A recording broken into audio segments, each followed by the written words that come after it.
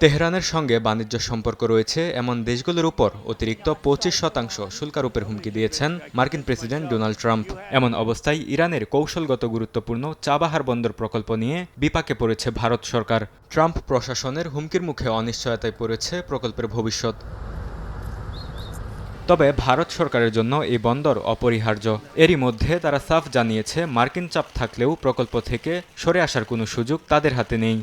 গেল বছরের অক্টোবরে মার্কিন ট্রেজারি বিভাগ এই প্রকল্পের জন্য যে শর্ত সাপেক্ষ নিষেধাজ্ঞা ছাড় দিয়েছিল তার মেয়াদ শেষ হতে যাচ্ছে আগামী এপ্রিলে। দেশটির পররাষ্ট্র মন্ত্রণালয় জানায় চাবাহার বন্দরে কাজ অব্যাহত রাখতে যুক্তরাষ্ট্রের সঙ্গে তারা নিয়মিত যোগাযোগ রক্ষা করছে।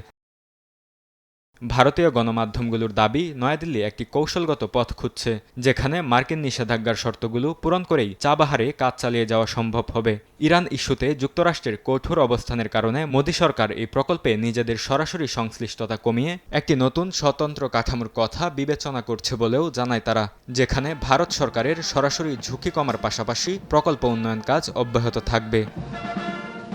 বরকতুল্লাহ, সময় সংবাদ।